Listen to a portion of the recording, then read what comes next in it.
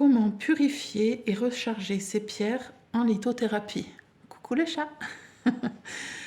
En lithothérapie, il est très important de nettoyer ces pierres quand on les a utilisées parce qu'elles se chargent de notre énergie négative et des énergies négatives environnantes et ça les fatigue. Et puis quand on veut les réutiliser, elles nous renvoient cette énergie négative alors qu'on veut qu'elles nous aident justement à aller mieux.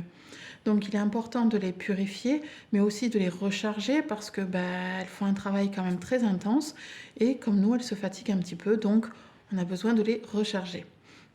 Donc je vais vous présenter quelques méthodes aujourd'hui qui sont assez faciles à mettre en place, disons même très faciles, relativement peu onéreuses, voire pas onéreuses du tout, et qui sont très accessibles, très simples à faire. Donc les premières, ce sera les ondes de forme.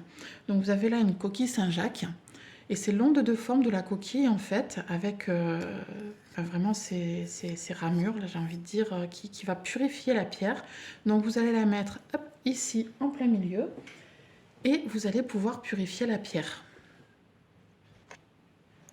Par exemple ici, hop, une pierre de fée, on va la mettre ici, et par l'onde de forme, les énergies de la pierre vont être aspirées à l'extérieur.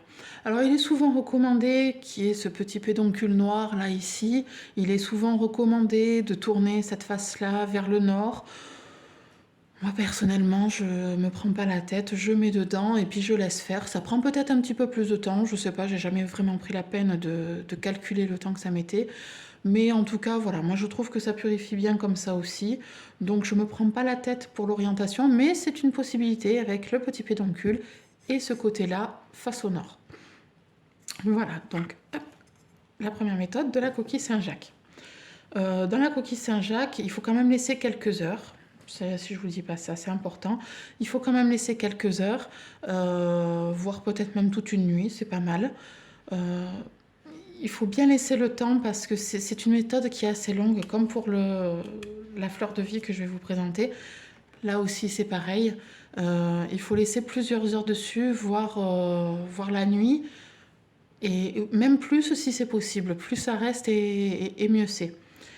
La fleur de vie a l'avantage par rapport à la coquille Saint-Jacques de purifier et de recharger en même temps. Parce que la fleur de vie, c'est un symbole qui va transmuter en fait les énergies négatives en énergies positives. Et donc, du coup, la pierre va se purifier et se recharger en même temps. Donc là, c'est pareil. Hop, vous mettez votre pierre sur la fleur de vie et vous laissez faire tout simplement sans aucun effort.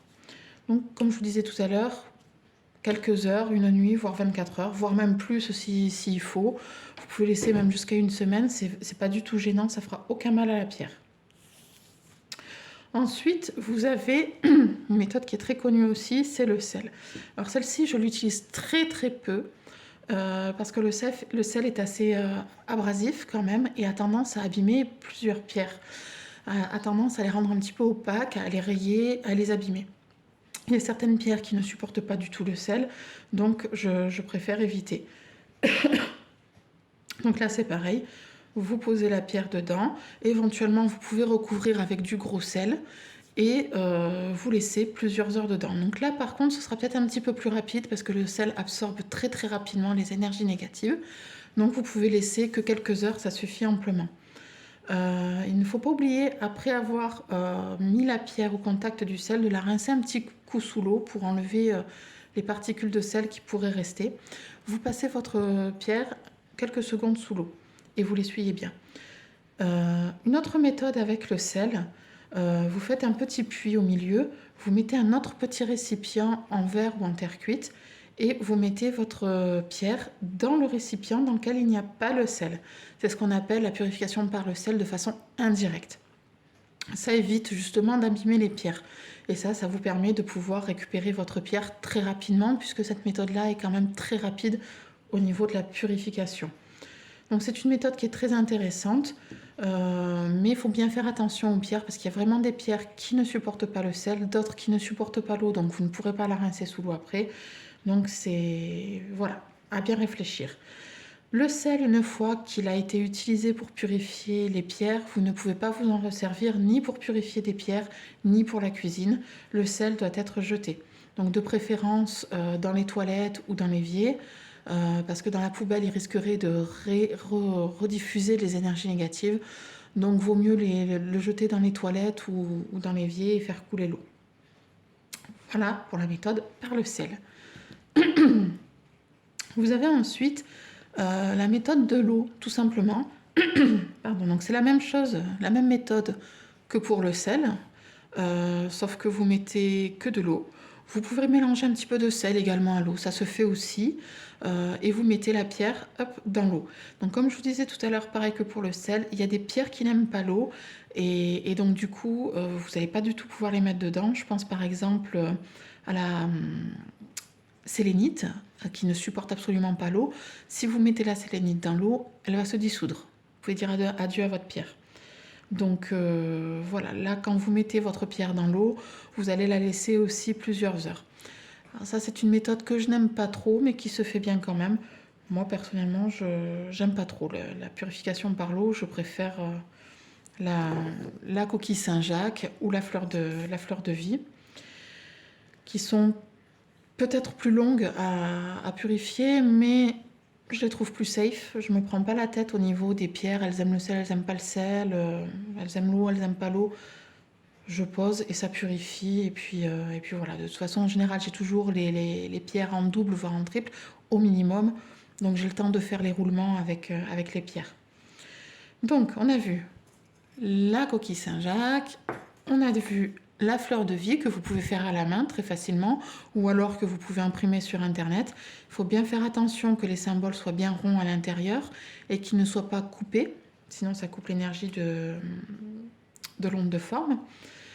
On a vu la purification par le sel de façon directe ou indirecte, la purification par l'eau où on met la pierre dedans. Vous avez également la purification par fumigation. Donc là, j'ai par exemple de la sauge que j'utilise pour les préparations à base de plantes sèches ou à l'huile, les huiles énergétisées.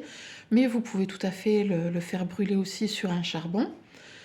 Et vous avez également l'encens de benjoin, qui est un très bon purificateur pour les pierres, ou la sauge en poudre. Donc ces deux-là, vous les mettrez sur, enfin les trois d'ailleurs, vous les mettrez sur un charbon ardent. Je vais vous en montrer un.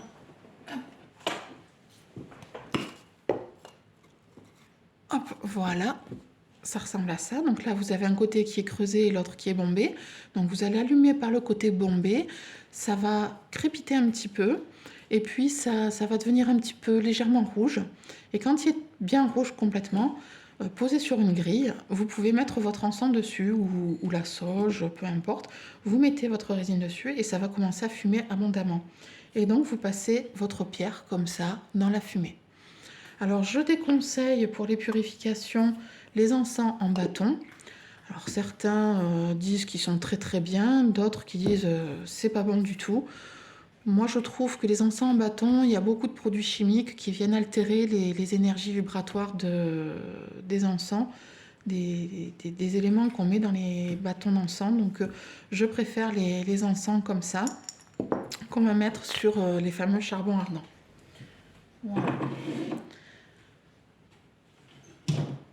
Donc voilà quelques méthodes de purification pour vos pierres. Moi je trouve que les plus simples, ça reste vraiment la coquille Saint-Jacques ou la fleur de vie, qui sont peut-être plus longues, mais qui sont pas moins efficaces pour autant et qui sont un peu plus simples à mettre en pratique.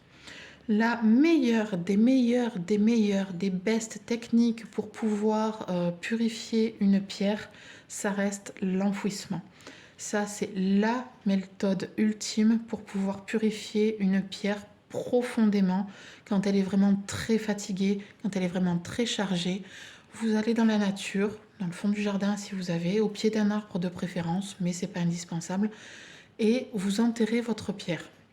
Alors je vous conseille de marquer l'endroit pour bien vous souvenir de l'endroit où vous avez enterré votre pierre, mais vous allez la laisser là plusieurs semaines, minimum une semaine selon l'intensité de la charge de la pierre, mais ça reste vraiment la façon la plus naturelle et la plus complète que vous puissiez utiliser pour purifier vos pierres. Voilà, donc la coquille Saint-Jacques ou la fleur de vie pour les ondes de forme, les encens, le sel de façon directe ou indirecte, ou l'eau également de façon directe ou avec du sel. Au niveau du rechargement, il y a également plusieurs méthodes pour recharger ces pierres. Et là, on va devoir connaître un petit peu les propriétés des pierres, parce que certaines pierres vont aimer d'être rechargées à la lumière du soleil. D'autres pierres vont préférer être rechargées à la lumière de la lune. Et enfin, d'autres vont apprécier les deux, mais dans une moindre mesure. C'est-à-dire que, par exemple, le quartz rose ou l'améthyste, ils vont aimer la lumière du soleil, mais ça va être trop agressif pour les pierres et les couleurs vont avoir tendance à disparaître, à s'effacer. Donc, ça va beaucoup les recharger, effectivement, mais ça va altérer les couleurs. Donc, ce qu'on va faire, c'est qu'on mettra les pierres le matin très tôt, dès le lever du soleil, pour que les pierres puissent bénéficier des tout premiers rayons du soleil qui seront peut-être un petit peu moins intenses, et on les laissera quelques instants, 1 heure ou 2 après le lever du soleil, pour recharger les pierres. Vous avez également, toujours dans l'idée des ondes de forme, des petits symboles comme le triskel, qui est un vortex d'énergie qui va aspirer l'énergie, donc attirer l'énergie. Et donc vous allez avoir le triskel sur lequel vous allez poser votre pierre et qui va se recharger. Donc vous la posez de préférence bien au centre du triskel et l'énergie va être aspirée de l'environnement et ça va recharger la pierre. Vous avez également ce symbole-ci qui est très très simple à reproduire et que vous trouvez très facilement sur internet aussi. C'est le symbole du soleil. Je vous ai parlé tout à l'heure des rayons du soleil. Et bien là, vous en avez le symbole et la vibration en quelque sorte. Donc du coup, vous posez l'appareil, votre pierre dessus et ça va la recharger. Je vous disais donc pour la lumière du soleil tout à l'heure, quelques heures au lever du jour. Si vous avez un œil de tigre par exemple qui aime beaucoup la lumière, qui aime beaucoup le soleil, qui est très très fort en énergie masculine et en énergie solaire, vous pouvez le mettre dans l'après-midi au soleil, il ne craint pas grand-chose. Par contre, d'autres pierres vont préférer les énergies lunaires, comme par exemple le lapis-lazuli ou la pierre de lune, qui porte son nom, c'est pas pour rien. Ce sont des pierres qui vont aimer être rechargées à la lune.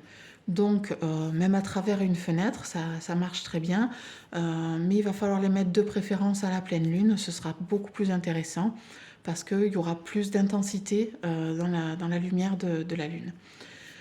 Donc vous pouvez les laisser toute la nuit sans aucun souci et les récupérer par contre avant le lever du soleil ou alors les mettre dans un endroit où les rayons du soleil ne viendront pas frapper directement les pierres parce qu'elles aiment vraiment pas, elles n'aiment pas trop la lumière du soleil. Donc voilà, le symbole du soleil, le triskel ou la lune ou le soleil direct. Voilà, en petite quantité, bien évidemment. Après, au niveau recharge, ça se fait assez rapidement, donc il n'y a pas forcément besoin de laisser très très longtemps. Ça se fait assez rapidement. La lune, c'est pour vous éviter de vous lever en pleine nuit, hein, ça ne sert à rien de vous lever exprès pour récupérer vos pierres. Vous pouvez les laisser toute la nuit sans problème. Mais le soleil, il est quand même un peu plus dur. Les rayons sont plus directs, ils sont plus forts, plus intenses, donc du coup, on les laissera moins longtemps.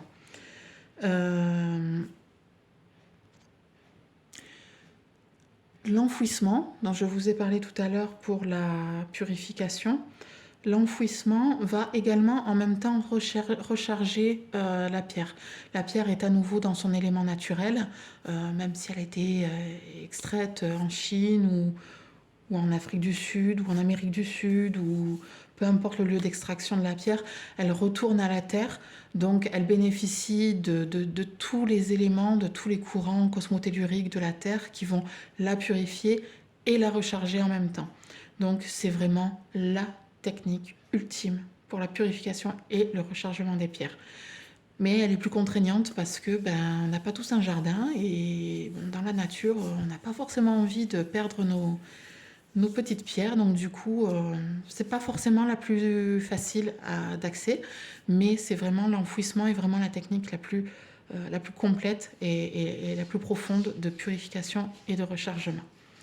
Voilà, si vous avez des questions, n'hésitez pas en commentaire et n'oubliez pas de vous abonner. À bientôt!